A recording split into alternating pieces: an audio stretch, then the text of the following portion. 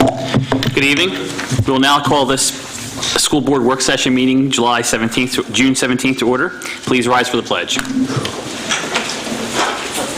I pledge allegiance to the flag of the United States of America and to the republic for which it stands, one nation, under God, indivisible, with liberty and justice for all.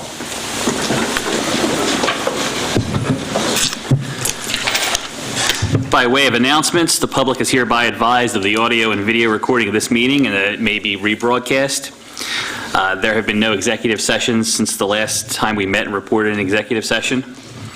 I would like to take a moment to welcome our newest board member, Greg Pelicano, to the table. He was sworn in last week, so in the last 7 or 8 days, Greg got appointed, sworn in, signed a diploma, presented it to his son, and now he's here to get to work, so welcome. And wanted to give everyone an update on the process around the second vacancy that we have that was triggered by the resignation of Mr. O'Neill. A notice was put in the newspaper and Times Herald and on the website about the second vacancy. Those folks that had applied for the first vacancy and that were not appointed were, all they had to do was tell Donna Coons, the board secretary, that they were interested and they remained in the running. And of course, any other folks that were interested were invited to submit resumes.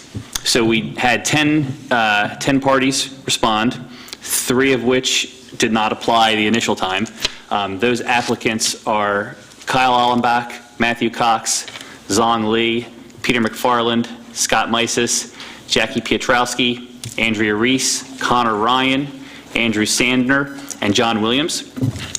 Again, following the same process that we followed last time, we asked each board member to rank their top choices and share that with the board secretary. Donna got those responses today. I have not yet gotten that from her, so I should have that tomorrow morning. We'll share that with the board. But what we'll do is we'll take the top 3 based on the scoring that each board member gave to Donna. We'll invite those 3 in for a public interview next Tuesday at our regularly scheduled work session, our regularly scheduled board meeting. Then the board, after having a conversation with them, the board will make an appointment that evening, and we'll have a judge on hand to swear that board member in that evening, so we're within the 30-day time period. Any question from any of the board members on anything? Okay, great. Moving on. Attendance. By way of attendance, all board members are present, so we have 8 present. Moving on to scheduled speakers and presentations, Dr. Zerbe. Thank you, Mr. President. On June 24th, we'll have M Award presentations for the Methacton High School Science winners, the Pac-10 Championship Girls Track and Field, and Pac-10 Championship Boys Tennis. And that should round out all the Pac-10 Championship M Award presentations for this past year. And just note, I mean, we had one heck of a winning season.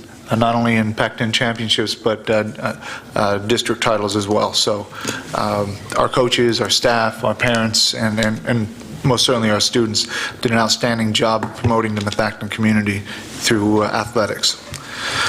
I want to, if it's okay with you, Mr. President, I'd like to add item 5.2, a presentation by first student.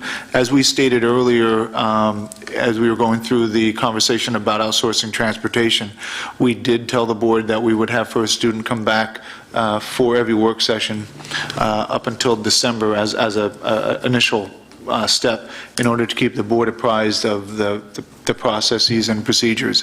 So I'd like at this moment to have Mr. Whiteleather introduce our guest from First Student and therefore have them present an update to the board. Thank you. This evening, familiar faces. We have Jim Woods, Randy Williams, and Charlie, I forget your last name. Charlie is going to be the on-site terminal manager representing First Student. Randy Williams is the area general manager for First Student, and Jim Woods is the director of business development, and they will be presenting information since the board approved of us contracting or approved us moving forward with the partnership with First Student, and wanted to provide them with an opportunity this evening to speak about all of the things that have occurred since that vote. So without further ado, I'll turn it over to these folks. Good evening. I got to say, Jim and I were talking, Charlie and I were talking, we've done quite a few of these conversions, going from an in-house transportation to outsourced, and we're all very pleased with the success that we're having here so far to date. And that's a tribute to your employees, your drivers, and the staff down there. We've talked to 103 people to date, and 103 people have been nothing but respectful, have been nothing but open, and willing to listen to see what it is we had to say, how this process was going to go. So before I get into any real statistics or the minutia, I just wanted to let you all know that they are a great representation of your community and your district. They've really been great. So May 20th, the board voted to outsource transportation. On May 22nd, we had our first meeting here in the LGI room with the majority of the staff, and it was our first time to meet with them as a group and kind of get out who we are, how we were going to go about this process. Opened it up to the floor for them to ask questions. Again, we've been in these meetings where that opening to the floor, sometimes you want to wear your flak jacket. It gets a little tense, but it was very, very good. We then went into the screening process, the initial interview process, bringing everybody here. We had them meet us in the white trailer behind the admin building the week of ending June 6th. At that time, we interviewed, had applications filled out, had background screening, the criminal record, the child abuse clearance, the pre-employment drug test, and their initial interview was conducted for all 103 employees at that time. We offered conditional employment, so everybody has a job. We've offered them employment contingent on criminal record coming back clear, FBI record coming back clear, and child abuse clearance and drug test coming back clear. So all 103 employees, and that's just drivers. Didn't include mechanics, didn't include dispatchers. So that is just 103 drivers. So very, very successful, very, very happy with those outcomes. We offered, as Stuart said, we offered Charlie Huffman the position of location manager, is what we call it, terminal manager, contract manager, it doesn't matter. Charlie will be here every day, effective June 23rd, managing the day-to-day operations for this contract on behalf of First Student. He'll be working very closely with Terry Turley, and that's been a very good and smooth transition so far as well. Charlie has over 7 years' experience with First Student, from a driver to a router to a contract manager to an assistant manager, and again, he's back to location management. So he brings some experience and knowledge. Prior to becoming with First Student, many years in grocery business, I believe, and he's done a lot of startups in that industry as well. So brings some very good knowledge and experience to us and to the district. We've been working with the technology department to try to get our own high speed in, and if we can't because of the run and where it goes through your baseball field area, potentially working with your IT department to try to see if we can come up with some solutions there, and I think we're well on our way to getting that handled. We have placed the preliminary order for 41 new vehicles, which is exactly what we had committed to in the RFP. There are, and I'll give you the statistics on the sizes. We have 2 brand new 30-passenger minibuses, 3 brand new 30-passenger minibus lifts, 1 48-passenger bus, 31 72-passenger buses, and 4 84-passenger buses. Those have been preliminarily ordered. The specs are done. We're just waiting for the final contract to be signed so we can get the POs cut and get them in production. So they're well on track to where they can be at this point. Starting today, we actually started the next phase for the drivers, and that's their training, their First Student training. All the drivers here are already state certified. They've been driving school bus for you for many years. We give them 17 additional hours of First Student specific training. That started today. This week, it's today, tomorrow, and Thursday that we have that training between classroom and on-course skills training. We have 45 individuals that signed up and attended today's training. So we'll have 45 people through the process this week.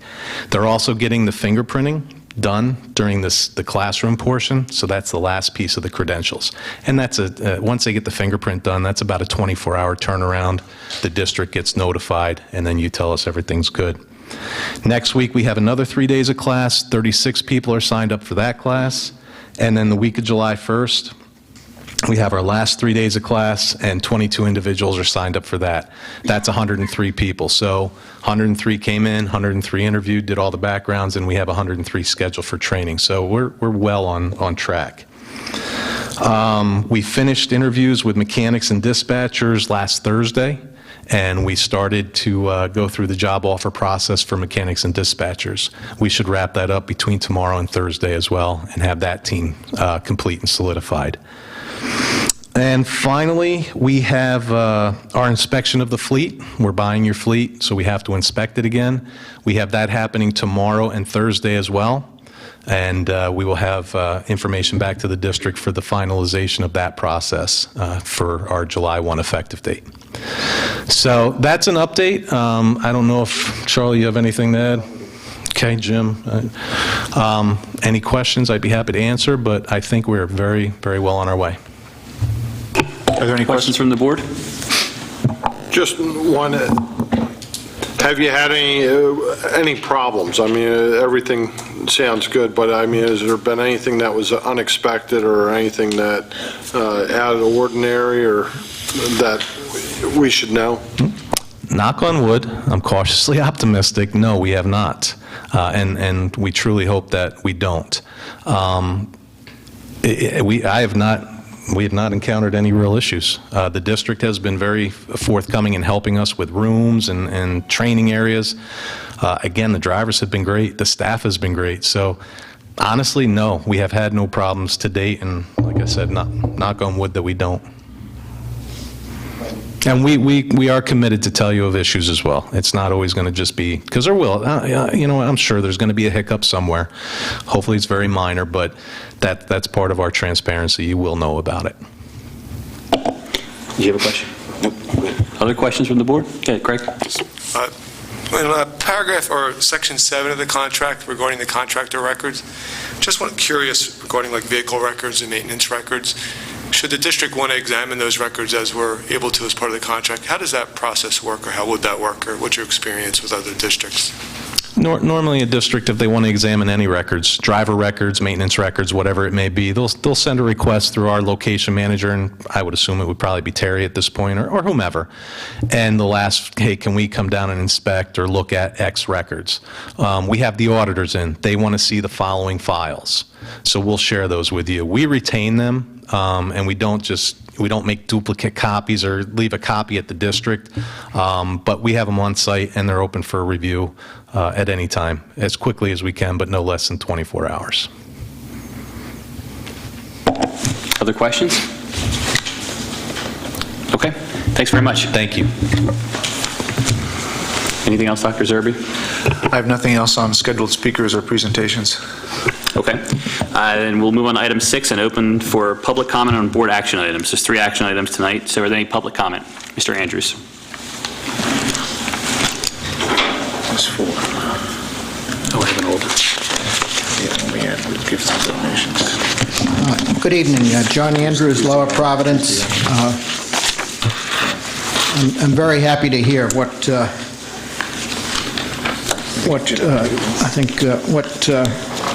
Randy Williams gave as a download on progress. And a good part of the contract was available as a PDF as part of the online agenda for the meeting. And there's one part of the contract that I think has ambiguity in it, and that's item 2 on page 2 of the contract, entitled Contract Duration. It says initial term, a period of 10 years, starting and end dates. And then renewal, it says the district and the contractor may renew this contract upon mutual agreement in writing. The negotiation process for each renewal period, including the negotiation of a new economic term, shall occur on or before February 1 of the preceding school year. Now,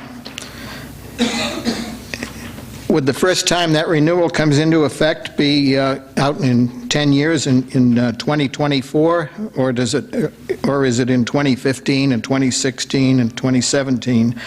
It seems ambiguous to me.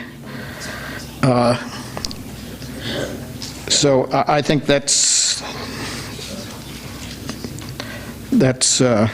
maybe I can get a clarification on that.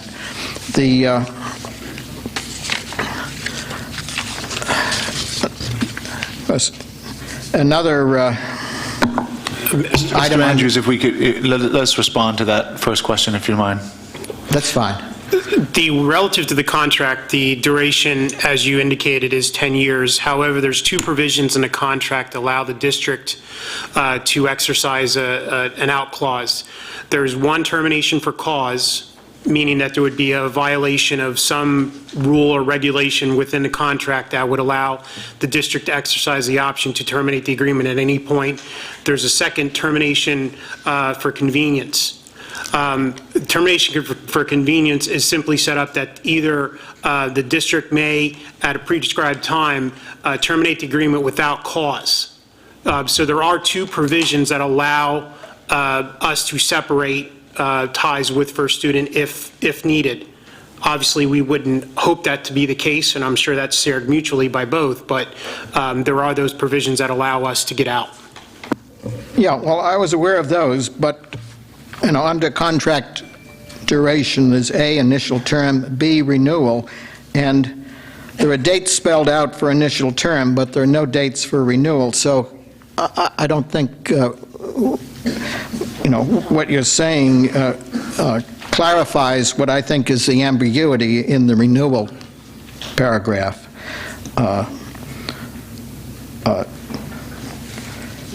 And I think that, you know,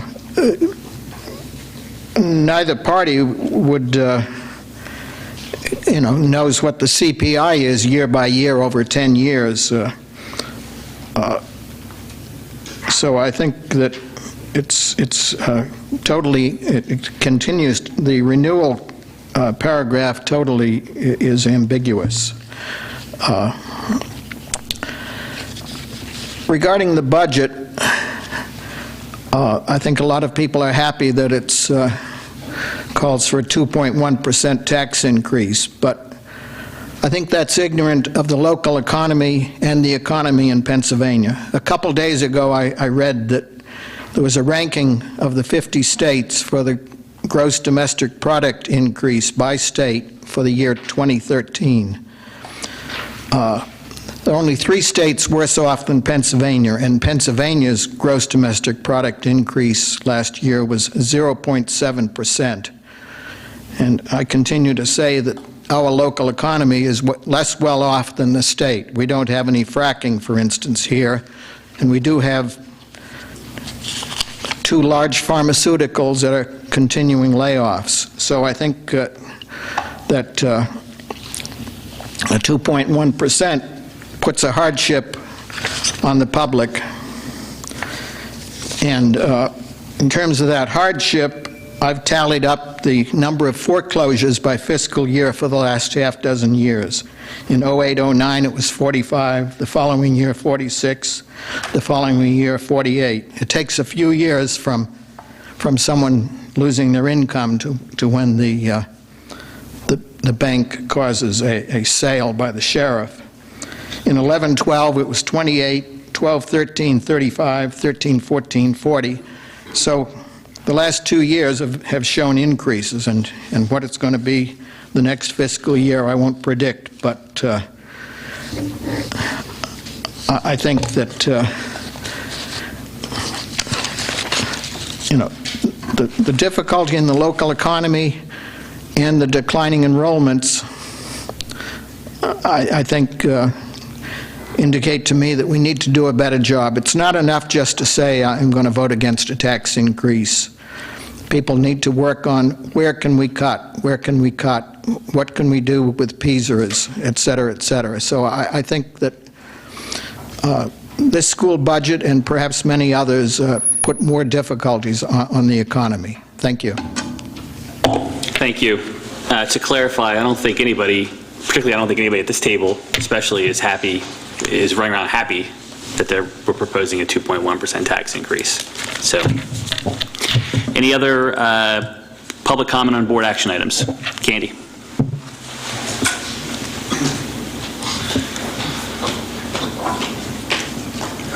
Candy Alaba, Igaville. I have a number of questions. Number one, according to the budget, since we just had a settlement made in a lawsuit, how exactly is that going to affect our insurance premiums? Now, I've looked into this because I happen to be married to someone who has dealt with insurance companies for 33 years. And insurance is insurance, regardless whether it's liability, house, boat, car, whatever. We're going to take a hit on this. This puts us in a very bad position to be insured. We also have another lawsuit that's not looking very well. I don't know if this is figured into the budget. I mean, I was a little disturbed at the last school board meeting when the bus drivers were here and the budget was put on the board and first student was already factored into the budget and you were still just talking about it. You know, you voted last time to review a contract. Tonight you're voting on a contract. The contract went from 5 to 10 years. You spoke about a 5-year contract. Why the jump to 10 years? And if Mr. Whiteleather stated that if you choose to opt out, what impact is that going to have on the school district and the taxpayers? The taxpayers are going to take a hit on this. I mean, you're raising our taxes. One of the comments on the budget thing was, why are taxes going up? Well, it's a simple answer. Because of the pay raises. Administrative teachers get pay raises. People in their homes don't get pay raises. I mean, we're looking at Shenandoah. We were told we can't talk about this in public. Well, Shenandoah doesn't have a gag order. This has been discussed in this room many times the last couple of years. We don't know how long that lawsuit's going to let. These are all factors taken in, and the people are seeing a tax increase. I mean, I understand it. You have to run a school district. But you have to be smart, and you have to stop spending money. I mean, I've watched the bus drivers lose their jobs. Very good, loyal employees. I mean, what's left you going to outsource? The maintenance people and the janitors? I mean, you can't keep doing this. And, I mean, and the people, I mean, I blame the taxpayers for this because you don't see any of them here in the room tonight. And Mr. Nascimento, I agree with you, a comment you made a couple years ago at a Finance Committee meeting. The taxpayers don't care what you do. Do you see any of them in the room? You're right. I don't see any of them in the room. They're sitting in their homes, and they will be complaining on July the 1st when they get their tax bill. And they're going to go to the poor tax collector and beat her ear about a tax increase, when they should be here letting the public know how they feel. And also, I have a question. I missed a Finance Committee meeting last week. I haven't been to one till I think the last one in March. The activity fee. Mr. Whiteleather stated over Freenet that the activity fee dropped from $75,000 last year to $63,000 this year. That's a lot of money in activity fees. And the reason we put one in place was to help the athletics. If we've lost that much money, that doesn't bode well for the turf project you want to put in. And I'm sure there's a lot of factors involved, and a lot of what I've read over the last couple of weeks, that it's impacting a lot of school districts. $12,000 is a lot of money. And you need to look into seriously why this is happening and explain this to the public. I mean, before you vote on a first student contract, you need to sit here and publicly state to the taxpayers exactly what they're getting into. Methacton had a very good transportation department. They've had an excellent reputation. They had an excellent safety record. And I noticed for a fact, because I had a couple family members that drove in this school district for more years than I can count. But I don't know your rhyme or reason. I mean, did anybody sit down and read the 53-page first student contract? I only, unfortunately, got through half of it today. So I think you're rushing to judgment. This happens to be a habit in this school district. And, I mean, the budget, there's no salary freezes, no hiring freezes, no major budget cuts. And I've read every other school district in this area has made serious cuts to their budget so they don't hurt the taxpayer. Your job as elected officials is, your first responsibility is to the people who foot the bill. Without us, you don't have a school district. You're going to have more kids going to charter schools. Tax reform, if it goes through, we're in trouble. I see a school district that is heading towards the cliff. And I see families that are going over the cliff. There's 5 sheriff sales in this school district this month. 4 in Worcester, 1 in Lower Providence. It's not getting better. 5 years ago, Dennis McCall stood here and said, I don't see the economy getting better. He said it every year. That man was not wrong. It's not getting better. And I don't know what you're going to do if the stock market corrects itself again. Because then I do pay attention. I know I stand here and you don't want to hear what I have to say, but this affects me directly. And I have to look out for what's mine. And I don't want to lose what I have because I can't afford to keep paying your bills. So you really need to include the public in the decisions that you make and stop treating us like we're just a pain. Because we're the ones that pay the bills and we're the ones that vote. And we're the ones you need to, because without us, you don't have students. So you need to be more open with the public and engage the public and get, not my ideas or John's or my son's or anybody, members of the public, encourage them to show up. Chris can look into the camera and say, come on down. Maybe they would show up. But you really need to put the taxpayers first. Thank you. Thank you. I certainly don't remember saying that the taxpayers don't care. I may have lamented the participation level. April 2012. But I'll take your word for it. I'm sure you have it written down somewhere. It was a bad month, so that's why it did that. Yeah. Thank you. Other public comment? Can I comment on, just make a quick comment on what you said? Wait till everyone's done.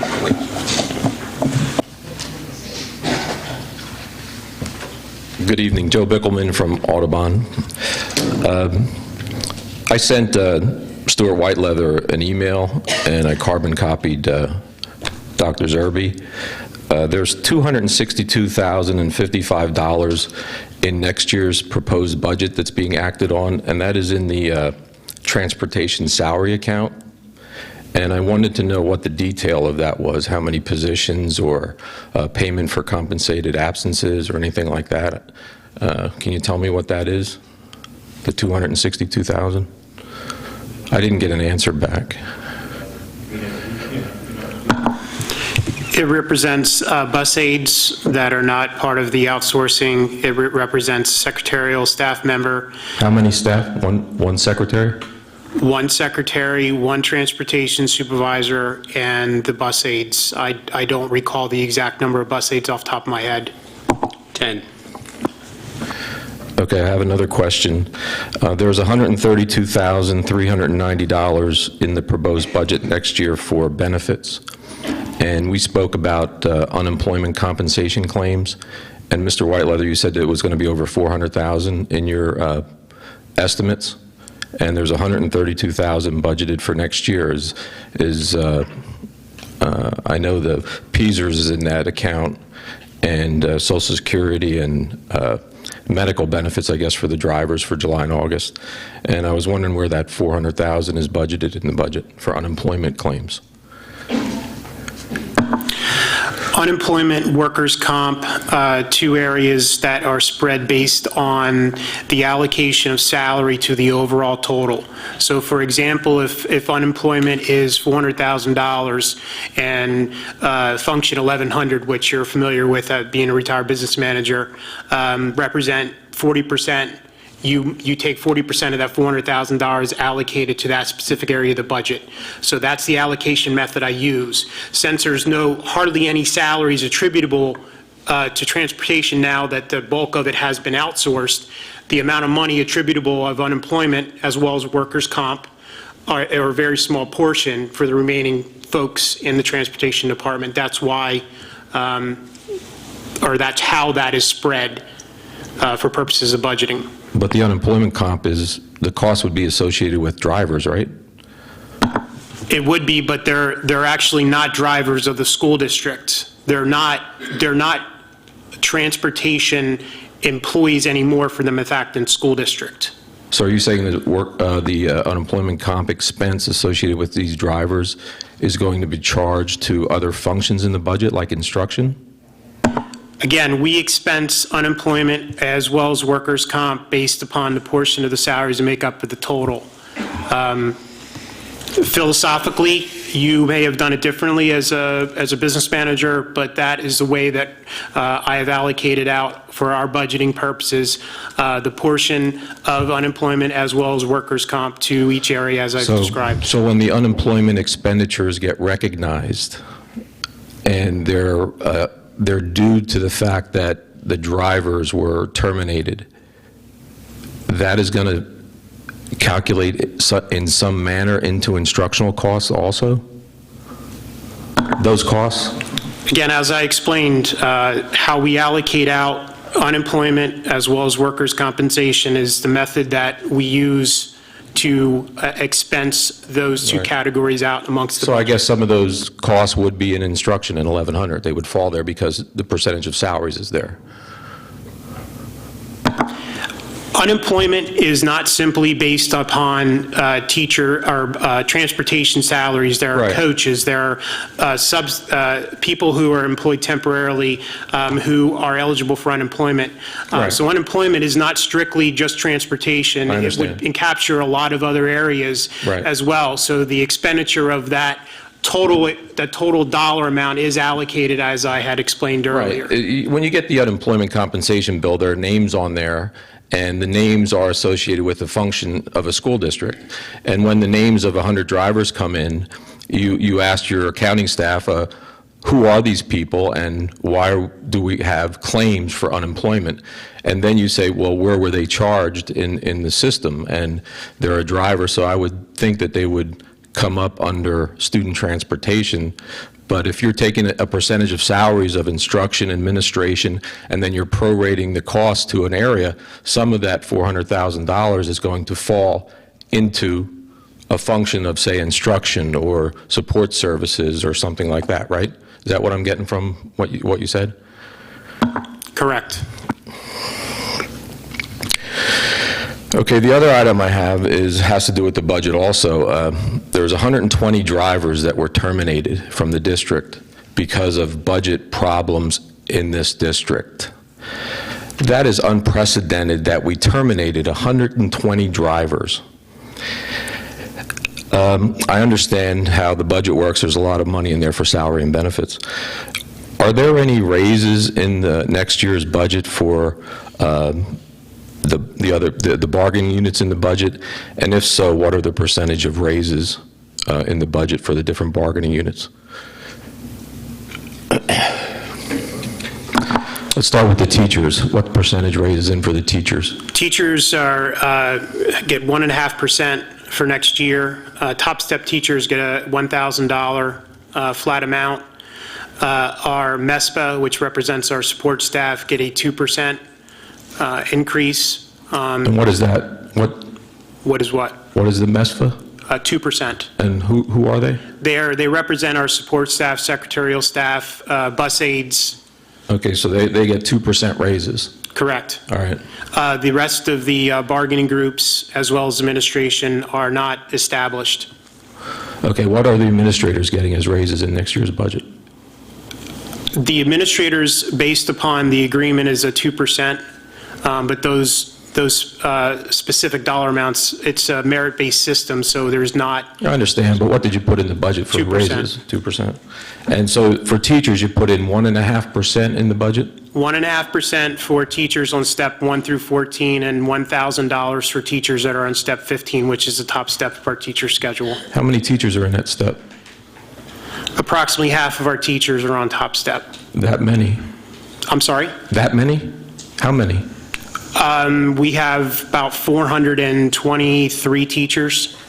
Times 1,000? Well, no, we have 423 teachers total. Total. So at the top of the step, there's how many teachers?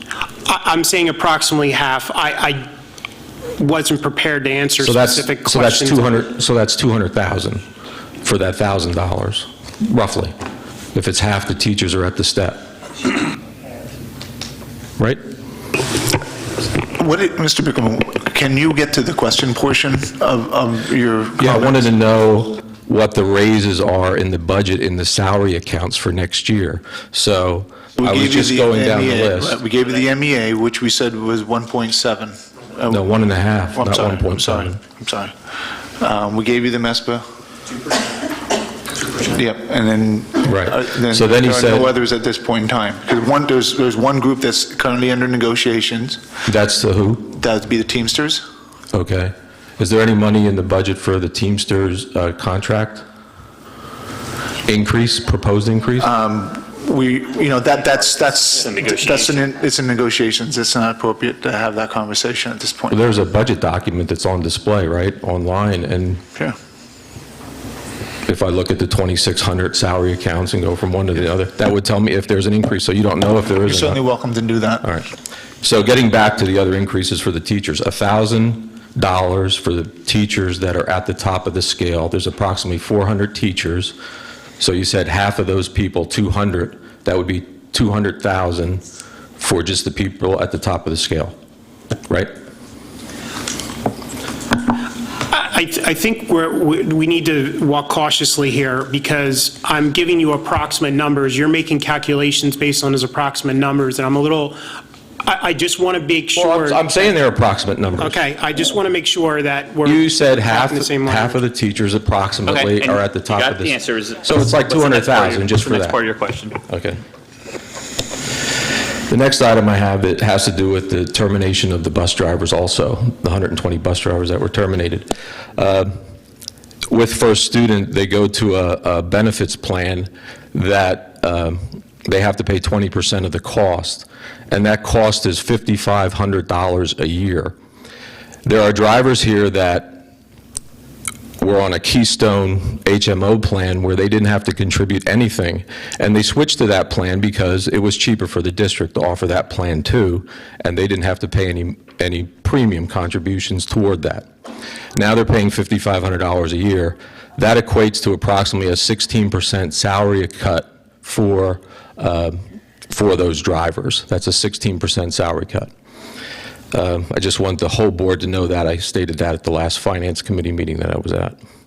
And if I just may comment on that, what is also important to recognize is the district worked extremely hard to provide as best of benefit package in the transition with First Student as possible. And probably more importantly, the board as well as the public needs to know that those drivers will be represented once more than 50% of those drivers become employed by First Student, will be represented by a union that can then negotiate on different terms to help support your comment. And hopefully it will be a union that would fight for their jobs. I hope that it works out in the best for everyone. Okay, the other thing we heard from First Student tonight about the transition into First Student, is there going to be a district update about the outgoing process of the 120 drivers and the care that they were given to transition out of a district that they worked for some of them up to 35 years? Is there going to be an update on the outgoing process that they went through HR, that they talked about their individual circumstances? Is there going to be an update on the outgoing process, which is important for 120 drivers leaving a district that they were dedicated to? We have to get back to you on that. All right, thank you, because I think it's real important, in the HR department, when you have 120 people leave an establishment, there should be a routine, a schedule, a help, because people were here at a PEASERS meeting, and everybody's different. Everybody has a certain number of sick days they should know the values for. They should know what their options are for their benefits, and they should know what their options are for PEASERS, and that should be under guidance of the district. Yes, and if I may, I think at the last public meeting, you made a similar comment and referred to the meeting being conducted without any school district administrative representation.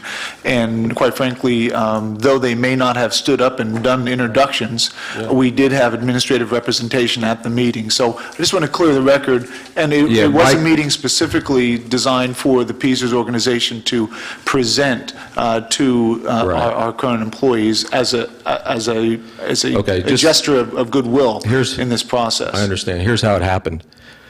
The bus drivers walked into... We're getting off of public comment here, Well, on action items. No one from the district ran the meeting. Okay, but we're getting off of public comment on board action items. So there's All right, I have another item on the 14-15 budget. Okay. I have another question on the 14-15 budget. Is there any, what is the amount, if there's any money in the budget for travel? And I would like to know what that amount is for travel, for administrators, for teachers, for anyone else in the district. Is there money in the budget for travel? If it so moves for the board, I would like to provide that information to Mr. Bickelman and anyone else, and to the board at our next meeting. I don't think we own that that much detail at this moment in time. We can. I don't have. Is there money in the budget for travel? Absolutely. Okay. Now, when I send emails out to Mr. Whiteleather and carbon copy the superintendent, I expect answers back. I think I'm owed answers back. They're simple questions.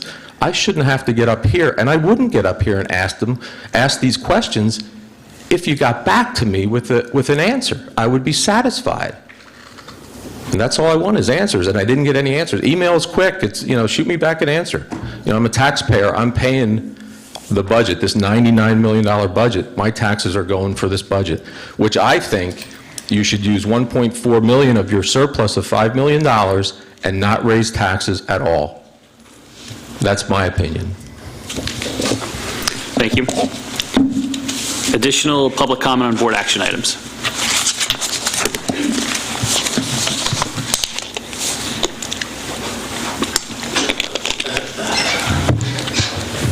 Hi, I'm Karen Bickelman. I am a bus driver for the district. I've worked for the district for 25 years.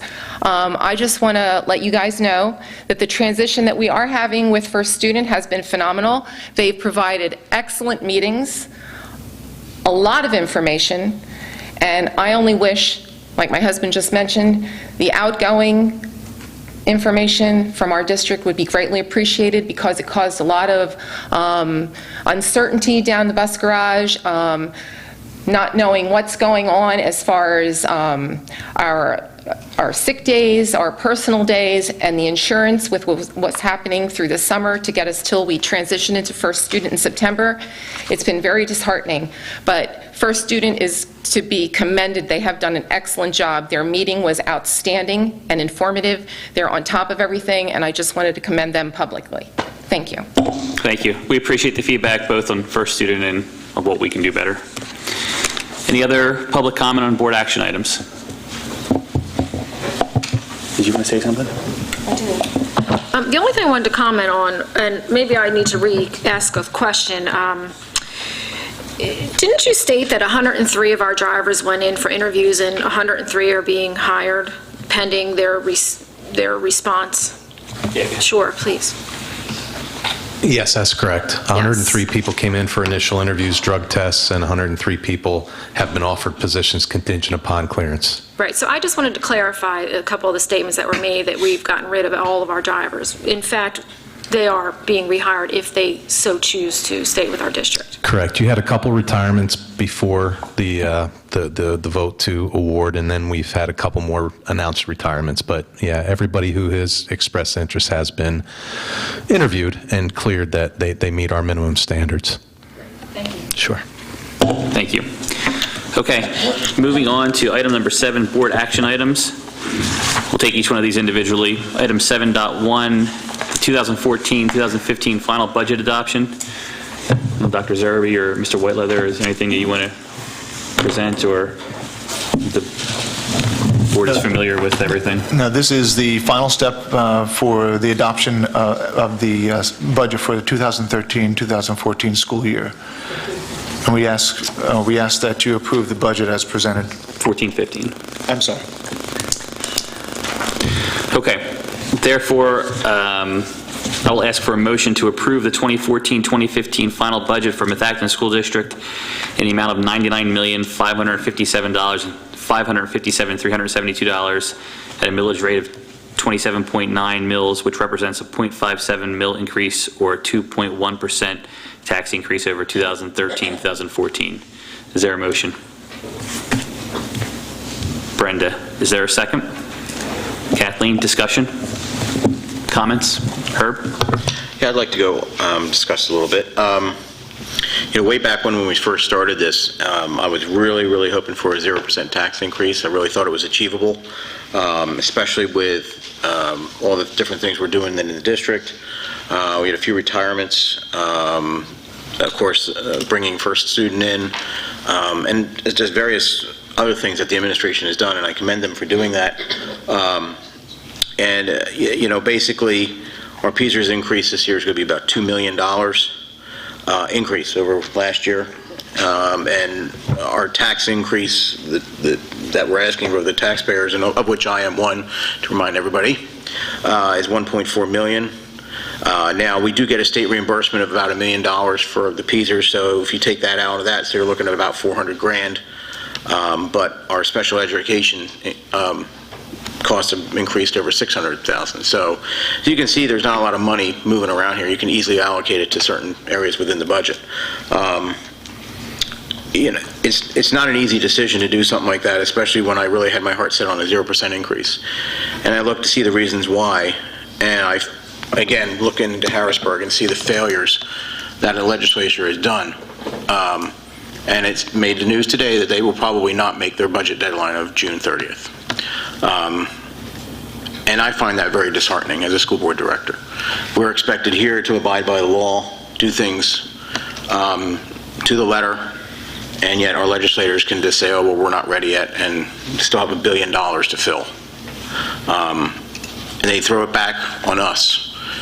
And I'm not talking just school board director. I'm talking about everybody, all the taxpayers out there. It's not just you guys in the audience, it's us too. And, the average taxpayer is going to have to spend about $200 and some more in the school district to keep it where we are at now. And I found that very troubling. And it wonders me now, should I even vote for this tax increase?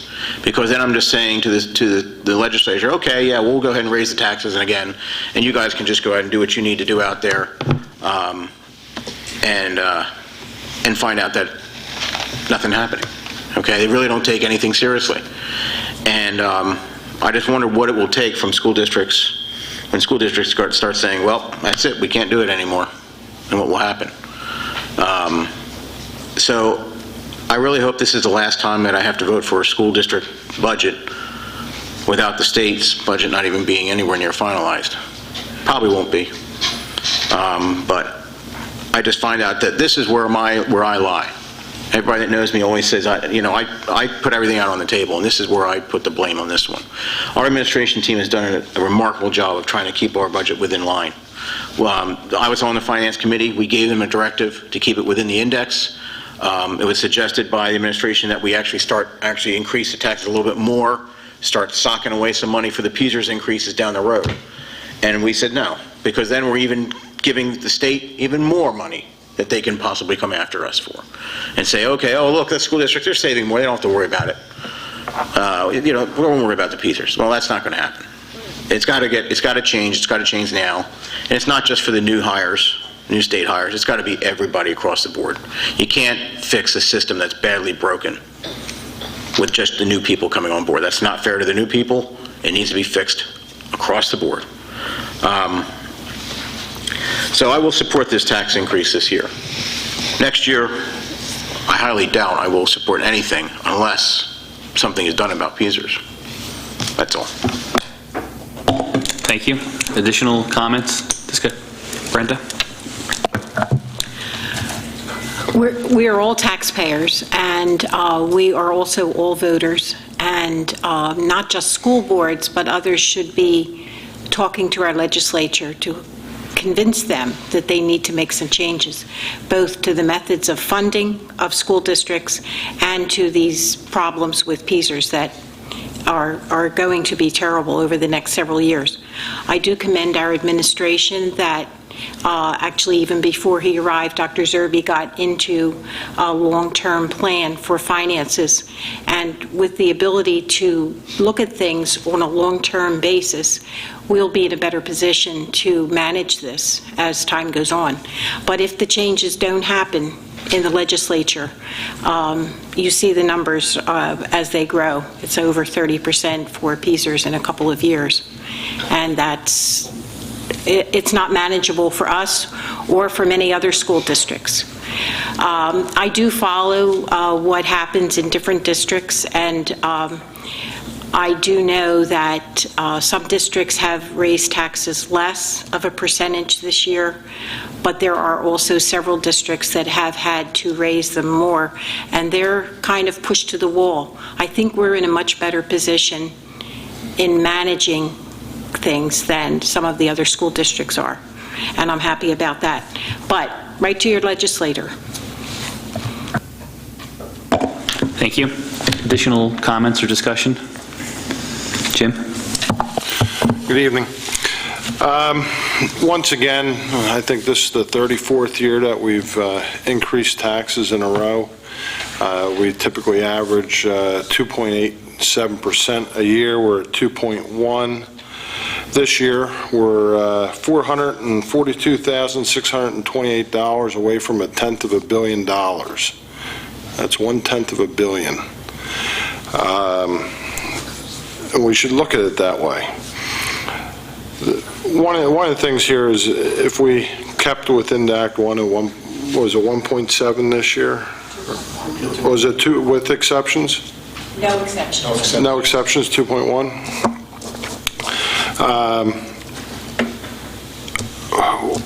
Our problem here, and we've had a comment out in the audience, salary and benefits.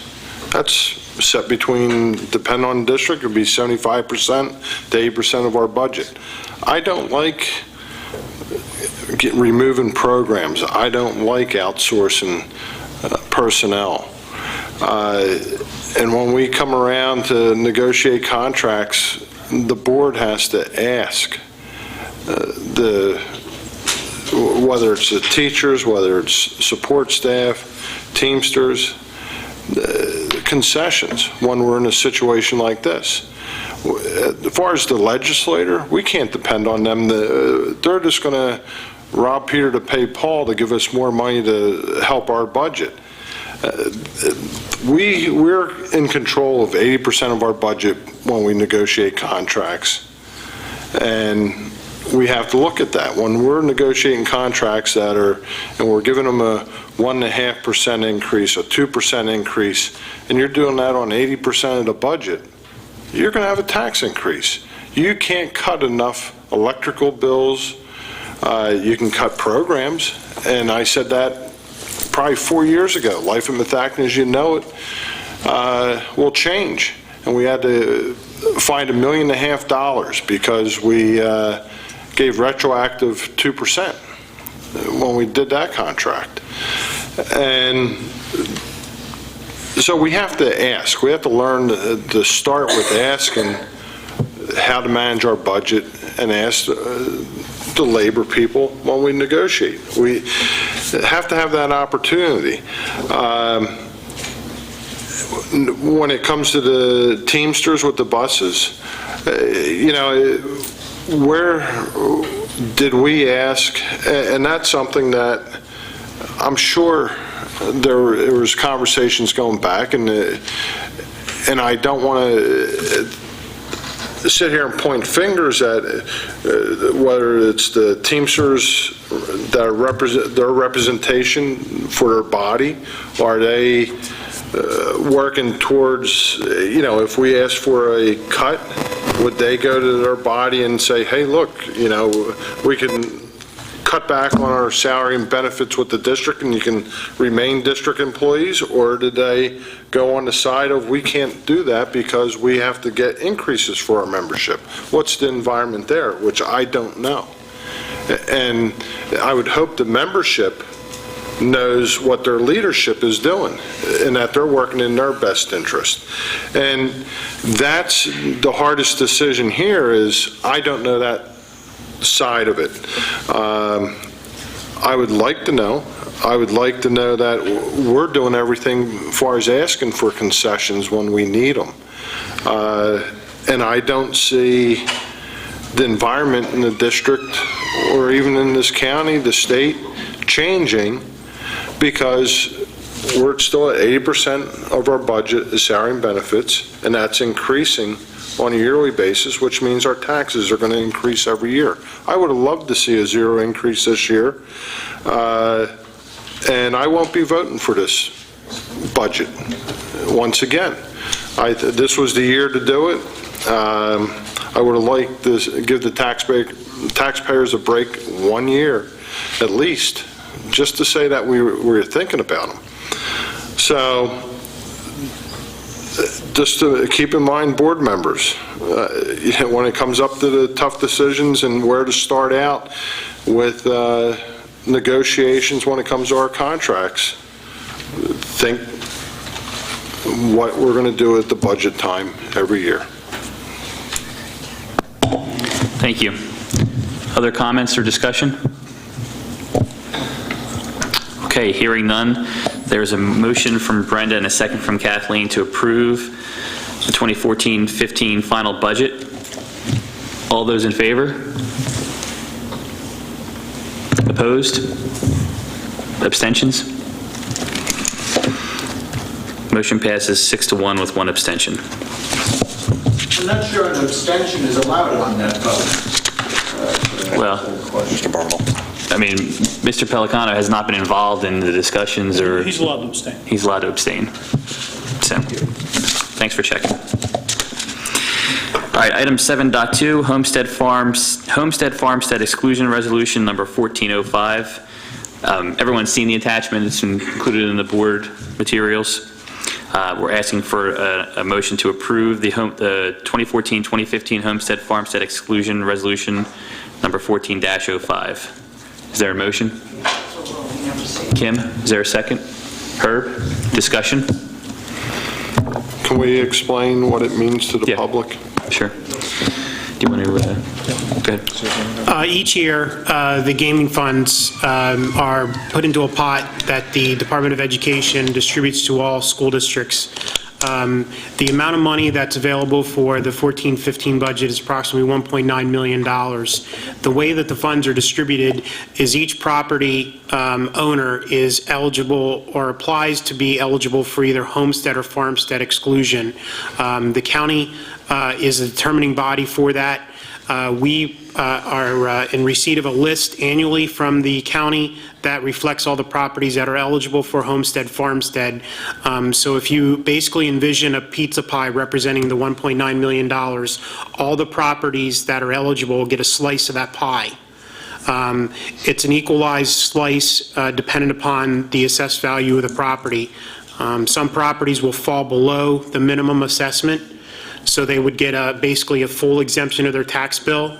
But generally speaking, all the properties that are eligible received about $220, I don't have the exact figure off the top of my head, rebate, which represents about a $12 increase over what they received in 13-14. So there's a little more money available from the gaming funds, which obviously go to the benefit of the homeowners and with the Methacton School District to the tune of about $12. So That's basically in a nutshell how the homestead farmstead exclusion calculation works. You don't have the total amount of the value? The total value amount that this is worth? It's a A slice of the 1.9. Yeah, for the average homeowner, it's something like $223 for the average homeowner. The overall allocation for the Methacton School District is a little over $1.9 million. Any other questions or discussion on this item? Okay, all those in favor? Opposed? Unanimous. Item 7.3, first student contract. We have a motion, we're asking for a motion to approve the contract with first student. Dr. Zerbe, do you want to run through anything or review anything? The first contract, the first student contract is before you. We went through the processes in order to negotiate the contract as we described in many meetings with the board and in the public. So we ask that the board approve the first student contract as listed. And been signed off by solicitor and... Yes, this is thorough review from both sides, from the first student side, from our internal administrative side, and also from Mr. Bartle's firm on several occasions being passed back and forth. But this is the final contract for your approval this evening. Thank you. Therefore, may I have a motion to approve the contract with first student as presented? Herb, second. Brenda, discussion? Yeah, I have just some questions. I think some of my questions are, I guess, like on page 4 under general requirements. It says the contractor and its employees working in or near facilities where students may be located are required to provide the school district with the required FBI, Pennsylvania criminal background checks, and a Pennsylvania child abuse background check. Now, I know first student is doing a drug test, and I see it like back on page 18 and back on page 41. So should that be included there? I mean, I know they're doing it. Just, what are my questions? Do you have other questions you want to go through? I have a bunch of questions. Okay. Do you want to? And I'm thinking that what they're doing is, I guess I'm on, is that you have to go back to one of the other pages in the contract, and then it clarifies it. Yeah, that's typically how some of those, those usually some general statements are presented first, and then some more specific statements may refer back to previously general statements that included those same items. Okay, so that's the normal way that it... Okay, that is, and that is a requirement under law for us to collect those, that information from those employees, especially if they're contractors. Right, okay. And that's the normal way, even though, like, I see something here, but then I go back to page 14 and it clarifies it more. So that's the normal way of setting up a contract? Well, that is the reviewed, this is the reviewed contract from Bartle's office that, we said several things. We wanted to make sure that we protect the district and our interests and the parameters that we laid out. And certainly, we've worked with them over the last several weeks and actually longer than that when we making sure that, safety and our limitation of liabilities is at the forefront of putting this contract together. Okay. All right, there's only one other question that I have, and then I probably lost it.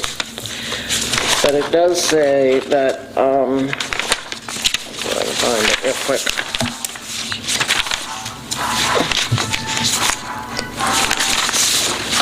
Is that a girl? I can't believe it. Well, Maria, while you're looking, I'll see if anyone else has any. Any other questions while Maria's trying to track down her second question? Oh, there it is. Not so much a question, I just want to make sure that, as far as the buses buying them back, that we covered our CYA, so enters and out. And that was something that, going through this process, I wanted to make sure that was in there. And There's specific language that was negotiated in order to give us the option for first buyback of the buses if the district so chose at some time to exercise its right to get out of the contract and therefore go back into the transportation program services business. And then also my concern was that we get through the honeymoon of 5 years, and that's why we went to a 10-year where we can, if we didn't like it, we can still get out and negotiate with another bus company if need be. Yeah, Mr. Phillips, I mean, I think that was, part of conversations here with the board about making sure that we had a long-term vision on this, and I think initially we had a lot of conversations around 5 years, but it was the board that gave us direction, and we then started having conversations with First Student about the additional 5 years, so that we have the ability for a long-term relationship and also the ability to sever our relationship if the time is appropriate for the district to do so. So really, we're in a very good position, in the best position we could be in regards to initiating this outsourcing of transportation. Thank you. Thanks. Maria, you set? Just on page 7 under, let me see, E4, it just says the costs associated with providing management services shall be reflected in the contractor's daily hourly rates for service. So I'm just assuming that we've already captured that. This is not an extra thing that we're being charged. Okay. And one last question. Sorry. Because I did read the 50 pages, Candy. The parties understand, this is page 9. It says, that they talk about that the parties understand if there is an increase or decrease in the number of vehicles required by the contract by more than 5% from the average number of vehicles in use.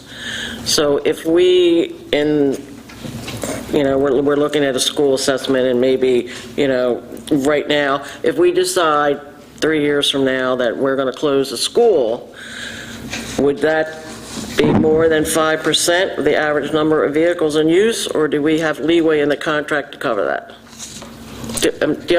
I think the language more or less speaks for itself, regardless of the issue within the district. If there is a variation of greater than 5%, then we would need to sit down with First Student to then determine what that impact would be, both to us financially and to them financially. Because part of the risk, as you might imagine, is as Mr. Williams presented here this evening, is they're purchasing 41 buses. Therefore, those 41 buses, I'm not exactly sure how they're purchasing them, but it's capital outlay that they're undertaking with the expectation that they'll be able to pay those buses off as part of the overall fee for the transportation that they're providing. So I would say that, yes, no matter what the issue and the reason being, 5% will be, as stated in the contract, the determining factor for us to sit down and talk. And at that point, of course, if there's anything that needs to rise to the level of the board, we'll bring that to your attention and seek direction. Thank you. Thank you. Additional questions, discussion? Go ahead. Just real quick comment. One of the things going down this road, I mentioned about being concerned about the drivers leaving and as far as exit interviews. And that's something that,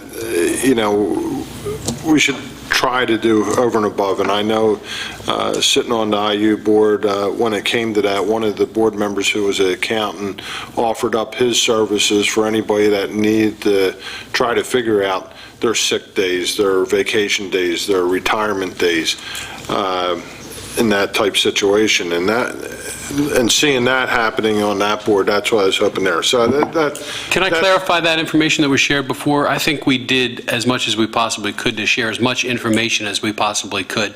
I was going to let the board know later, maybe in Friday's pack, and I'm going to send a memo to the board to outline exactly everything that we did to try to assist the bus drivers in making their decision. They didn't get any external help, so we did what we could. We set up the PSERS meeting, which was on our part to reach out to the Teamster to say, can we help you in this process? We scheduled that meeting. We've been answering countless questions in our office.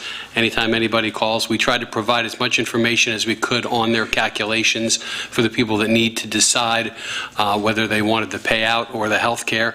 So I'd like the board to understand that was one person's perspective, and I've heard many other perspectives who have thanked us for the assistance that we've given them, and I'd be very happy to supply the board with a memo that outlines all of the things that we did. My assistant, Liz Yantosh, has been doing nothing but trying to help people and reaching out to people, finding information has changed, calling people back, doing everything she could. I answer the phone as soon as it rings, and if it's anyone from that organization, I try to give them as much information as I possibly can. So I just wanted to state that for the board and let the board know that I will be sending a memo in the Friday packet outlining everything that we've done up to this point. And then one last comment from sitting on the other side of this board table, asking questions. And as we look towards this settlement with Dr. Malik and Mr. Van Horn, he's a resident that would ask a question, wouldn't get it. And look where it ended up.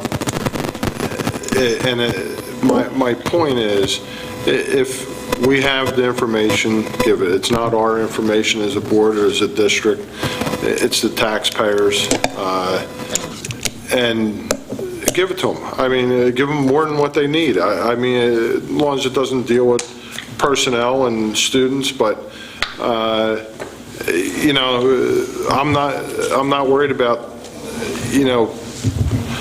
being questioned about this stuff. I mean, it's their information, and that goes back to, keeping information, what our records keeping. But that's a whole Let's nother focus thing. on the contract, the issue at hand right now. Any other discussion on the first student contract? Not really discussion. I'd just like to ask a question about process, and I think maybe I should ask it after we take the vote. Okay. Anything else before we take the vote? Just one quick question. I'm not a lawyer. I don't know. I read contracts verbatim, and I don't pretend to be a lawyer. I don't want to be a lawyer. But in this contract, where does it talk about the part where we can, if things don't work out, and we decide that we want to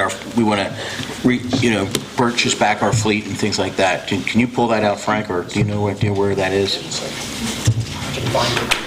Yeah, just give the document. I know it's in there, but I don't see it. I'm a florist. If you need flowers, that's where I can help. In this case, I can't. I'm a doctor. Well, Are you referring to the right of first refusal, that Correct. piece? Okay, so the right of first refusal part. While Stuart is looking for that, any other questions, comments, or discussion? Okay. Do you want to wait for this answer before you vote? We can. Here, What page is it? page 11, section H, with the title Vehicle Repurchase. Is it on the first part of the contract? Yes. It's under the general... Got it. All right. All right, I'm fine. Satisfied? Very good. Okay. Thank you, Stuart. Other questions or comments? Okay, hearing none. We have a motion and a second to approve the contract with First Student. All those in favor? Opposed? Unanimous. Moving on to item 7.4, gifts and I'm sorry, Brenda, I'm sorry. Go ahead. So this is an item that we voted on here at the work session, and we just received this actual contract recently. I thought that the work sessions were to introduce topics and that the votes would take place at the board meetings as opposed to votes taking place at board work sessions. And this is not the first time that we have done something like this, and so it's a question about process. So what I would just say before I turn it over is that, yes, typically that's how it should work. There are times where we do vote on things in work session, for example, the budget because of timing constraints. And then, this obviously affects the budget. The contract affects the budget, but that would be why we would we would vote on something in the work session if there's a timing issue or something we needed to get done at a certain... But the concept of having the work session the week before the board meeting gives board members an opportunity to have conversation and then perhaps think about it in the subsequent days, whereas this doesn't give us that opportunity. And I think we should avoid this to the greatest extent we can. I agree. I think that, besides Brenda, I may have heard it several times in the past, the same type of comment, and really, it's certainly not a practice that I'd like to continue doing. And I understand the whole concept of work session and the voting meeting, and I agree with you. In this instance, we felt it was most advantageous for the district in order to get this done now. It gives us one additional week lead time to get these buses into production, because they don't order, I don't know if you remember hearing Randy talk about, they did a preliminary order, and so the order's sitting there ready to go. As soon as we've assigned an agreement here this evening, we can then give that copy to them, they sign off, and they can order the buses tomorrow. And that allows us to get that one extra week jump, because even with that extra week, we're still hopeful that we would get all 41 of those buses. And it would allow us to have all the resources on those buses and be best prepared to meet our demand for transportation the start of the school year. And that's the only major reason to give us, 1 week may sound minor between this Tuesday and next Tuesday, but for lead time and getting production done, it could mean a difference between having the right buses on the road with all the technology involved and brand new for our drivers, and having them be able to test run those buses prior to having us use some of the older buses. That's always been my process. If it does fit into the timeline where it allows us the ability to have a conversation in the work session and then vote, we certainly try to do that every time. In instances where I've done this in the past, it's been regarding the timing of things, and I've tried to share with the board why I do those things. And if the board chooses not to do them, we don't have to deal with those issues. But I get it, I hear it, and I will try to stick to that as much as I possibly can. But I still have to get this district operating, and I think that we did quite a thorough review. We knew the major components that we wanted as an organization. We enlisted a significant amount of help from our solicitor, who's been in this process for the months on end, and I thought we're bringing you a well-tuned document that meets the criteria for us moving forward long-term. I'd like to echo Brenda's point on this, and this is something I have brought up in the past about voting on things either at special meetings or whatnot. Maybe what we could do is, as a board, come to some type of format where we could limit these types of votes. And if a vote like this has to occur, maybe just I don't know, for lack of a better term, a better explanation given to the board by the administration as to why it needs to be done. Now, budget, that was pretty outlined. I mean, that's been beaten, pretty severely. I mean, we got so much documentation on the budget, it's crazy.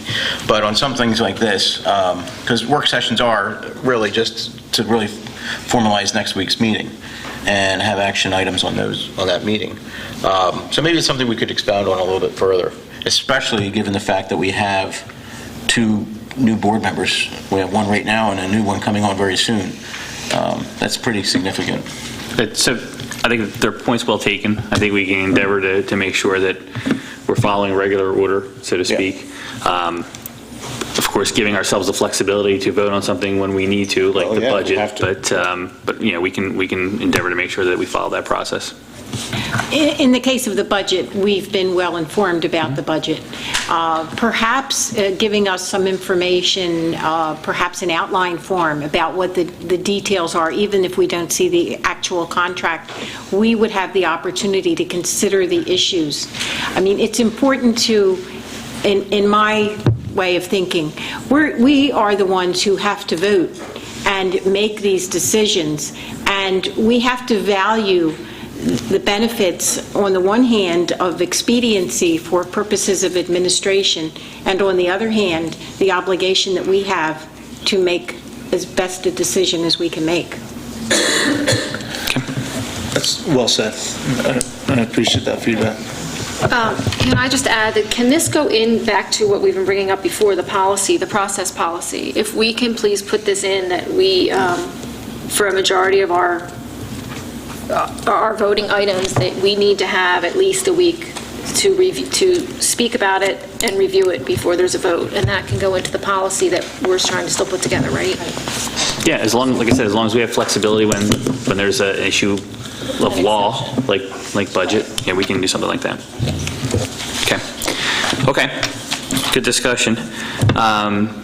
Moving on, back to board action items, 7.4, gifts and donations. We're asking for a motion to accept a gift of a cedar pergola for Arrowhead Elementary School from Pfizer.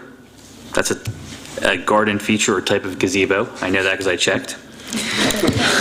Because I had never heard of a pergola before. Yeah, well, and this is certainly another example of, we got word last week that Pfizer wanted to make this donation. It's part of a team-building exercise through their administrative and legal department, but they said they need to know by tomorrow whether we're going to do it, otherwise we're going to pick another location.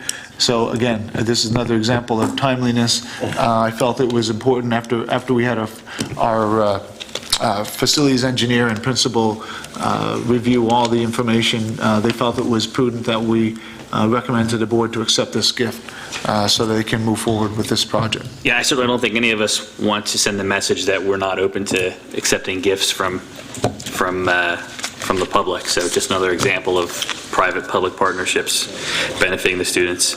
Not too much to study. Not too much. Value is $1,300. Is there a motion? Brenda? Even though it's work session voting item, I will give you the motion. Kim gets the second. Any discussion? Hearing none. All those in favor? Opposed? Unanimous. Gift is accepted. Thank you very much.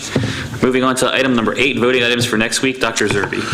Item 8.1, board meeting minutes, we're going to ask you to accept those. 8.2, fiscal items, we're going to ask you to accept those as listed. If we flip over on the agenda for next week, we're going to ask for personnel, under 8.3, personnel, termination of employment. I'm adding a number 2 item there. The number 2 item will be language for the termination of our drivers, and it will read this way. Pursuant to its authority under Section 514 of the Public School Code, for reasons of economy, the Board of School Directors approves the elimination of the following transportation staff positions held by the individuals listed below, effective June 30th, 2014. That will be written in your agenda for next Tuesday's meeting. And since that's new language, can we get that updated as soon as possible so folks can see it? We'll do that. Thank you. 8.4, personnel, some resignations for your approval. 8.5, some employment for your approval. 8.6, nothing. 8.7, temporary summer employment. Actually, there's quite a few of those. 8.8, personnel, temporary summer employment of students. 8.9, we're going to strike this one. It is, as of today, we have not had the proper conversations with the association to get this all finalized and ironed out. As you know, Peggy Bonder is the teacher on assignment, has done a fabulous job for us working with Mary Katona. We just need to iron out some of the details, and we hope to be able to come back sometime early this summer to give you the official recommendation. So we're striking 8.9 for next week. 8.10, no items. 8.11, we have some items there for your approval under compensated professional leave. 8.12, uncompensated leave as listed. 8.13, supplemental contracts as attached and as listed. 8.14 and 15 as listed. Dr. Zerbe, can I just interrupt? I'd just like the board to know, because this time of year, there's usually additions. I don't want I hate when we add something in between the weeks, but this time of year, I think there may be some additions to employment, and also in the uncompensated leave, I just received a letter today, so there may be some additions next week, just so you're aware. Additions for summer employment? Additions for employment going forward, no, probably permanent employment, and definitely uncompensated leave will be added. Got it. Thank you. 8.16, the volunteers, nothing there. 8.17, classified substitute list. 8.18, programs. We're asking for gifts and a field trip, and item 3 under 8.18. 8.19, we have policy readings for first reading. We have current events, student activity funds, and public participation in meetings. And for the second reading on next Tuesday will be the student wellness policy. Thank you. Any non-voting items for discussion? The only item that I have is approximately 2 meetings ago, a lady by the name of Mrs. Schleckner had some concerns about how we were providing student access to computer-based programs that parents may not have or may not be familiar with. I met with her today, and we outlined a plan to help use some of our technology resources to create instructional videos to help support the use of those programs. So I'll be working with our technology department and hopefully working with students to help us create those tutorials and references for parents in order to better support their children at home with the use of the programs that we use in the school. That's great. How would those be distributed? The information will be placed on our website for a list of school-based resources. Parents can then go to the website, and we can certainly communicate a parent communication in multiple ways. So as long as they can use a computer to get to the website, they can. Well, there's technology. Well, I mean, there's not a whole lot of. There's not a whole lot of support if they can't navigate a website, so we're going to have some other avenue. But I believe it is a first step, and she agreed, and we thought that if we need to go further, we certainly can do that. I think it's terrific. I think it's great. Okay. Other new business? New business? Do you have new business? No, but I want to ask for the stuff beforehand. Oh, you have a question? Oh, sure. Go ahead. I'm sorry. I just have 2 questions I want to ask about item under section 8.2, number 5. I know I've been hearing some questions about this, and I guess I'm wondering if we can get more detail on, while I think this program is amazing, I don't want to see anything go away. What I would like to find out is how the officers are selected and what the actual program is now that we're doing and what the outcome is. So I guess basically go You're talking about the backwards. SRO? The SRO, number 5. So basically go backwards and find out what is it that we're looking for in the outcome of having them in the building. I think we can go backwards to see who that person should be that fills that position and go from there. And then also in 8.9 for personnel, teacher on assignment. If we can get an idea of what exactly it is that position is doing, if we're changing it, I mean, I know we've had changes going on, so But where are we we're going? pulling that off from the agenda next week, right? That is correct. Yeah, that's not going to be on the agenda next week.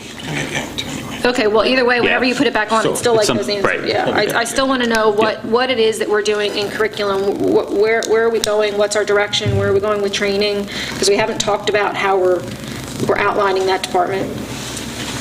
Yeah, I that's mean, I good. kind of think that's important for us to know, if we could. Thank you.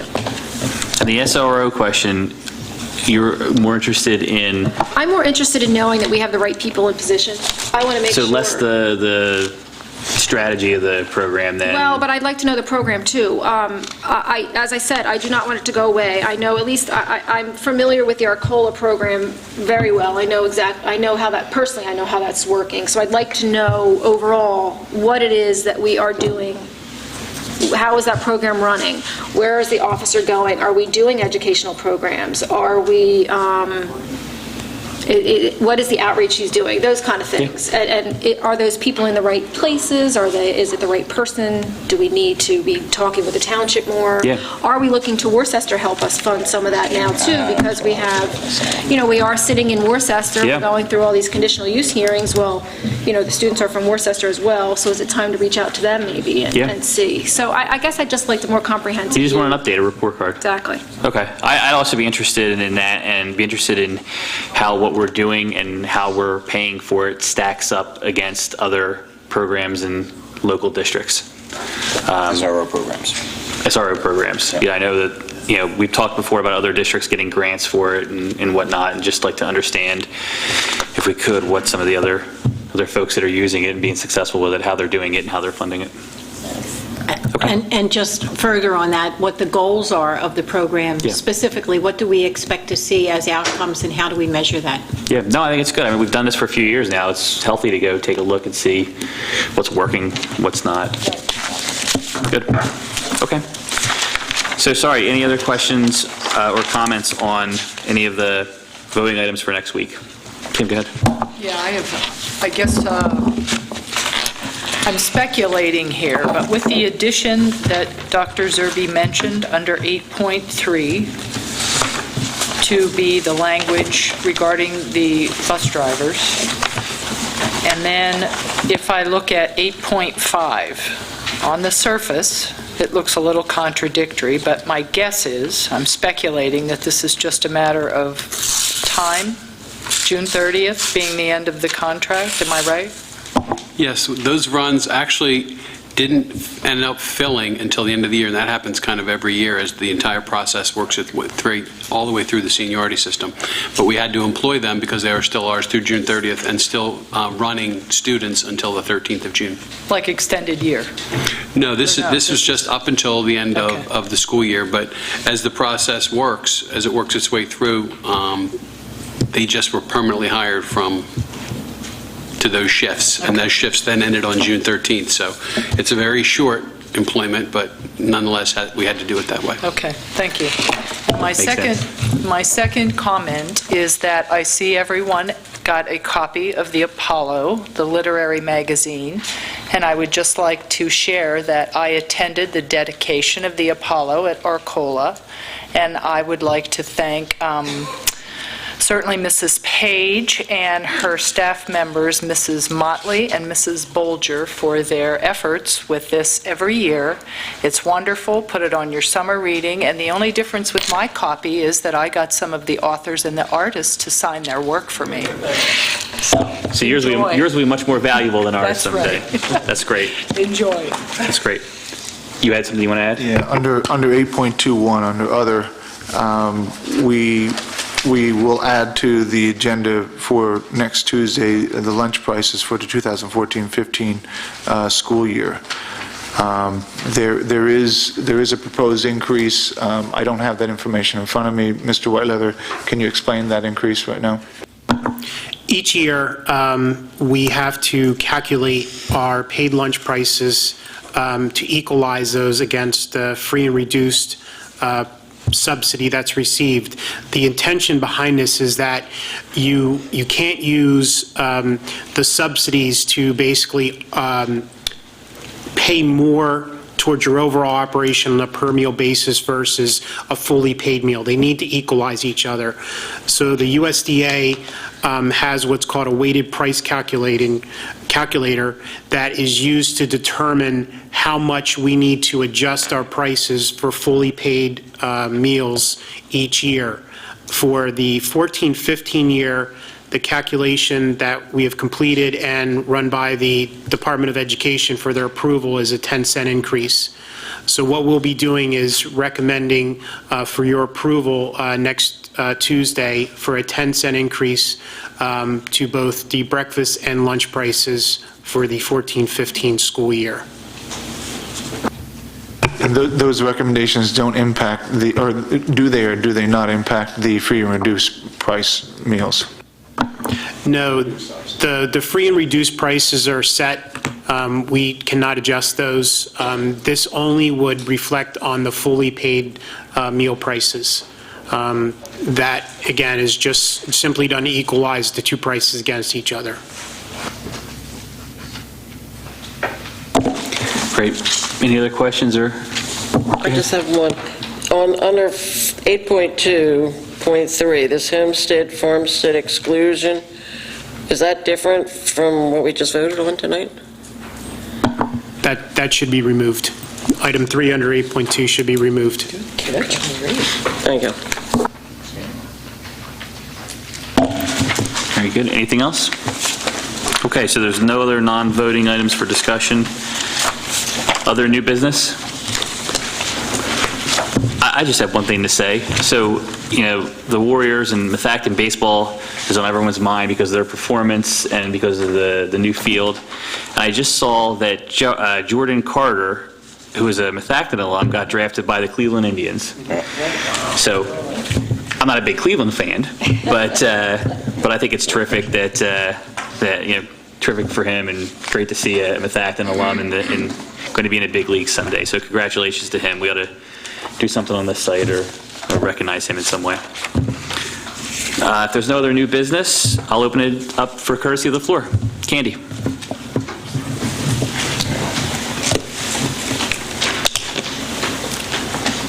A couple things. As regard to work session, I was always under the impression that this is where you work. You voted when it was a time-sensitive subject. I imagine First Sense student apparently is time-sensitive. The budget doesn't have to be approved until June the 30th. Phoenixville School District, which apparently is the only school district that does this, votes on June the 30th on their budget. Last year, they had a special meeting on June the 30th. It was on a Sunday. They had a packed room because everyone showed up. So I think the budget vote could have waited till next week, but that's me. Mr. Phillips, thank you. You've kept your record intact. Every year that you've been on the board, you have not voted for a tax increase. And I understand the board members are taxpayers and they are voters, but you chose to sit there. And when the taxpayers have a problem with this, I've been in this room for 8 years. I've heard the excuses that you're taxpayers. I've heard you've done everything you can. You've spun the budget. In the years when it was flush in this school district, they raised the taxes. They have never not raised the taxes in this school district. Wissahickon, who I've sat in this room and heard Wissahickon be run down, has not increased their taxes again. And they're taking a pretty good hit because Mark hasn't been doing so well the last couple of years. But, we used for years special education. The former superintendent thought it would be a great idea to bring all the special education kids from the IU. I have 3 family members that are special needs. 2 went through the school district. It would save us money.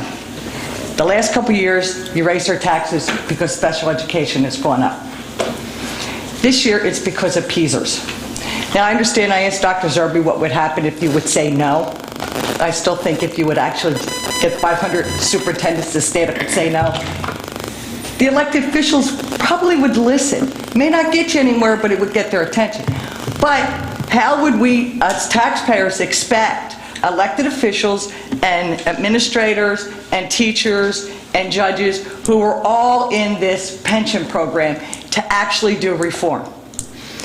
This is the question I have. So this year, now, the PESers is the excuse. At some point, being a product of the 60s, and I'm very proud of it, and having going to a high school in Norristown who taught us to be activists, at some point, the district's superintendents, all 500, have to stand up and say no. School boards have to say no. We have a nice program here, but there's a lot of programs in this school district that I didn't grow up with. And I had a mandated education, and I believe that I got a very good education from Norristown High School. A very good education. I learned a lot. But at some point, I raised my kids, the first word they learned was no. They still hear no. School districts have to say no. And Mr. Phillips has said no again for the 5th year in a row. And the teacher's contract. You voted for a tentative contract in September. We heard nothing before that, nothing after that. Apparently, it was approved April 25th. Nothing was said to the public. The only thing you have said to us is when you passed the budget is that we have to pay for something we don't know anything about. So I honestly think approving the teacher's contract this year, you owed the taxpayers an apology. That was a backdoor move, and that was lousy. And I think they have a right to know what they're paying for. Thank you. Courtesy of the floor, anyone else? Mr. Andrews?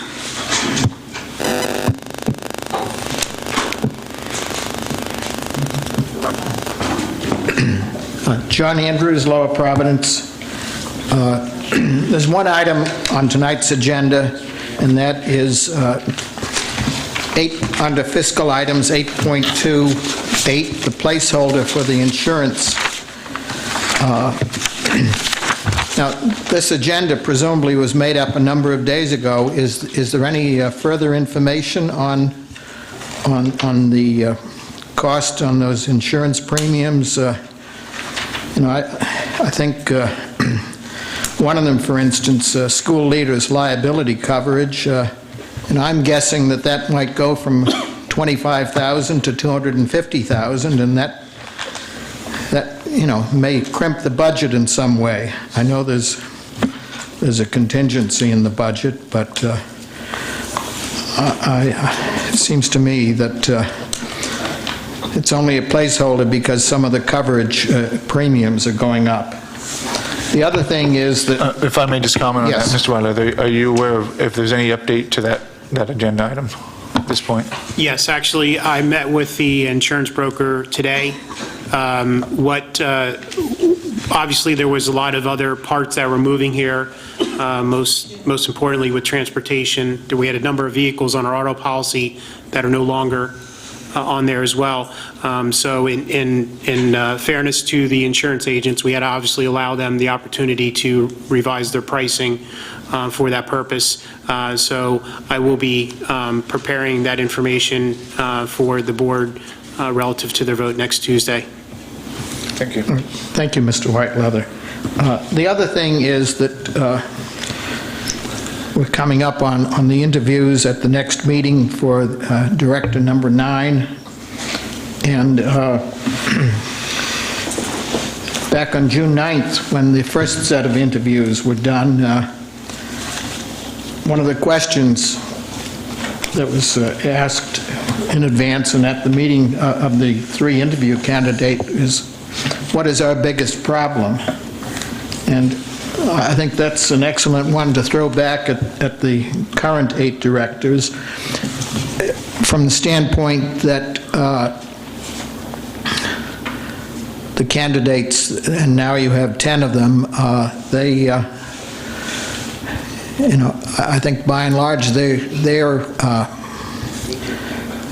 people who haven't been at board meetings, and I think directors need to know on their own, what is our biggest problem? Is it that our sports teams aren't doing well? No, that's probably not the case. Is it that our music program doesn't teach people to play violins? No, it's not that. Maybe our biggest problem is PSERS, or maybe our biggest problem is finances, or what the tax deficit is going to be 3 years down the road. If I was on the other side of the table, I would say we need a person who is a director whose specialty is finance, a CPA or whatever. So I think, among these 10 candidates, when you review their written submittals and when you interview them, you need to be thinking of what type of a person do you is the board lacking in, or the board would need more strengths in, and I think it's in finance. Mr. Nascimento read off the list of the 10 people. I'm not sure, I didn't pay that close attention to it, but Mr. Greenwald was interviewed, and I think he didn't get the vote, but I think he prepared a lot, and clearly his concerns about the district were in the area of finances, and I think that I urge you to give emphasis to the financial support that seems to be offered by each of the three top interview candidates next week. Thank you. Thank you. Just to clarify, Mr. Greenwald didn't throw his name back in the ring for the second round. And then also to clarify, there's at least 3 board members with strong financial backgrounds on the board at this point, but point well taken. Additional courtesy of the floor.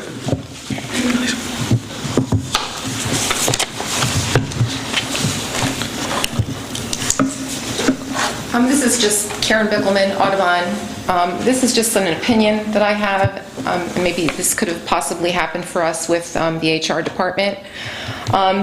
Being as we all have been terminated, I think it would have been nice if maybe the HR department could have had a meeting for all the drivers, because a lot of us had a lot of questions the last 2 weeks of school when we were getting paperwork from HR. A lot of us we felt in limbo, upset, confused on what we would have to do with our sick days, personal days, and benefits, as I mentioned earlier. We started getting a memo from HR, it was like 2 weeks ago, the last 2 weeks of school, the last being exams. So we had a busy schedule as drivers, early dismissals and so forth.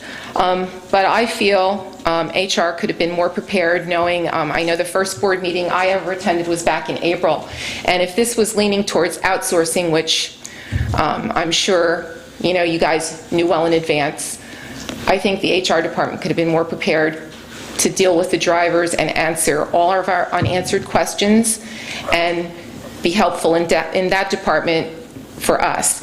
The other thing, the memos that did come down regarding the sick days, personal days, and benefits, the first memo that came was, I think, very confusing and misunderstood by a lot of the drivers. So a second memo came out, and that just took place after the last meeting, which was last Tuesday, I believe.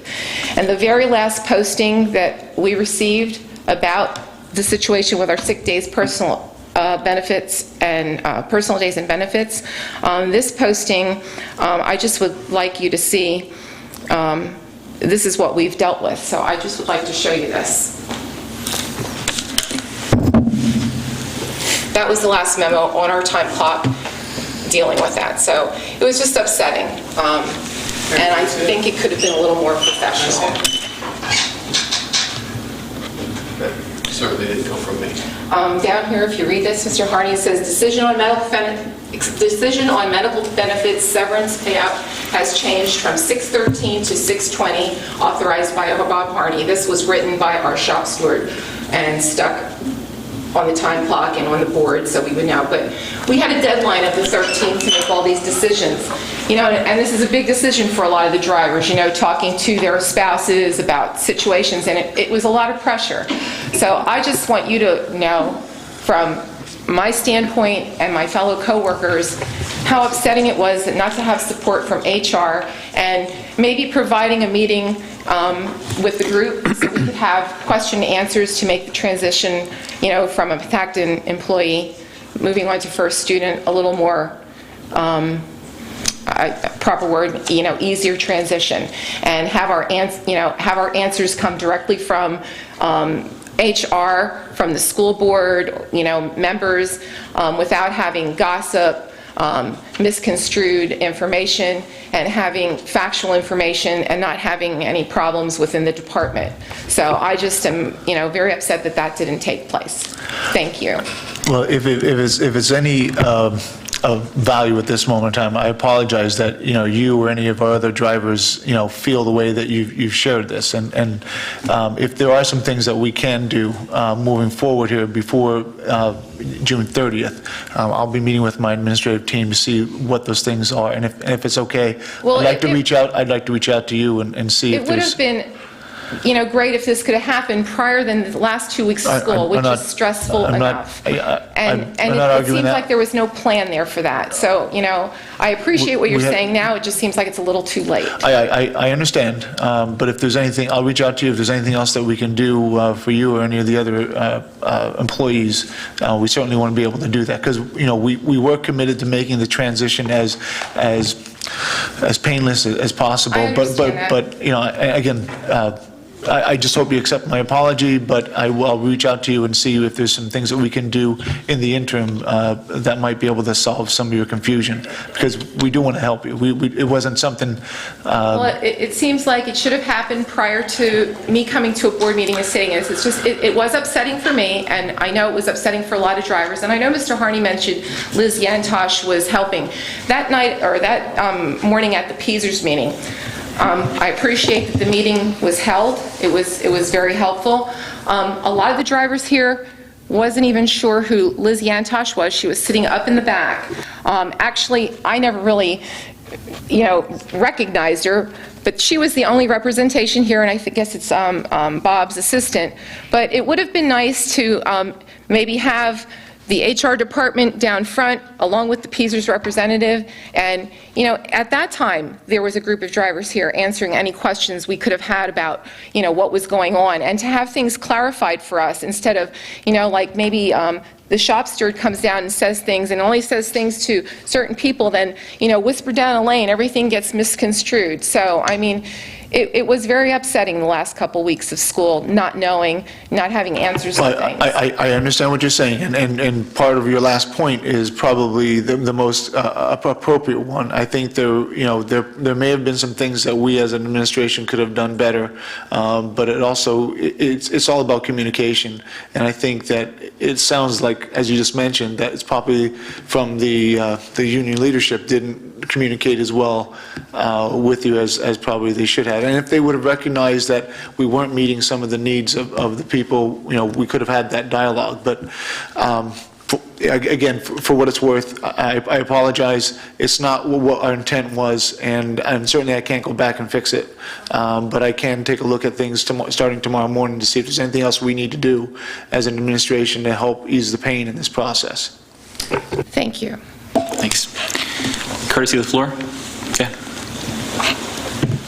Do we have an executive session after this or no? I have to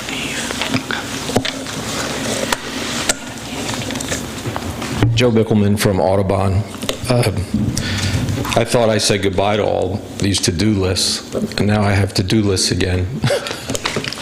So I'd like to pick out the most important item on my list that I think is the most important. And I made a note of that before Mrs. Hackett's comments, is that the magnitude of the items that are being voted on at the work sessions is incredible. I think you need to go through the democratic process and vote on things like the budget, terminating 120 drivers. That was originally scheduled for a special board meeting on May 6th. I think you need to go through the process and have it done at the regular meetings and have the work session associated with the work session. And why is the budget acted on tonight? That's the date that we had on the original budgetary timeline. Yeah, that should really be acted on at the regular board session. That's my opinion. Let's see. Just so you also know, the budget's been voted on during the work session for many years now. This isn't the first year. Okay. I've been on the board for how many years now? 6 years? This is 5. 5 years? That's here or there. Go ahead, Yeah, continue. but it's been going on. That doesn't change my... The bottom line is, we use this date because it allows us one opportunity. If the budget doesn't pass, and you know this, if the budget doesn't pass, we have one more opportunity to get the budget in a scheduled meeting. That's really the whole purpose of it. What's the notification requirements to alert the public to a meeting? We posted those notification requirements on... They've been on the website. No, I mean, for just years. to schedule a meeting. Say it didn't pass tonight, and it was June... Well, there's 24 hours. 24 hours. Right. So if it doesn't pass next week, you got 24 hours till June 30th, Again, right? it's a scheduling process. We don't need to get into a back and forth. He's given us his opinion. All right. The other item I have here is I'd like to see Mr. Harney's memo, as it relates to what they did for the terminated drivers. And I hope the board reads it, what was done in advance of this termination process. What was the plan of HR to address the termination of the drivers. In response to Mrs. Barone's comment about the termination of the drivers, I think Dr. Zerbe's resolution to terminate the drivers will give some credence to the fact that 120 drivers did lose their jobs with the district. There's no argument to that. I think Mrs. Barone's point was that those drivers are being offered employment with First Student, like we said from the beginning. Okay. There's 200 people that have lost their jobs in the district, the food service people and the district drivers. The responsibilities of certain departments over those 200 employees, the scope of their job should be looked at. You no longer have a director of transportation directly responsible for 120 drivers. You don't have payroll responsibilities, you don't have HR responsibilities, you don't have benefit management responsibilities. So I think the scope of the jobs directly associated with the elimination of 200 positions, you should look at those jobs. I want to thank the board for allowing people to speak more than 2 minutes. I think that's real tacky that you would cut people off when they're trying to voice their opinions with what's going on in their school district. I think that's important. And I appreciate Mr. Phillips' vote against the tax increase. Thank you. Thank you. Again, just to be clear, the 2 minutes is a board policy, so it's not that anyone's trying to be tacky or cut people off. It's a board policy. Any other courtesy of the floor? Okay. Hearing none, I will ask for a motion to adjourn. Brenda, second. Jim, all those in favor? Opposed? We stand adjourned. Thank you. See you next week.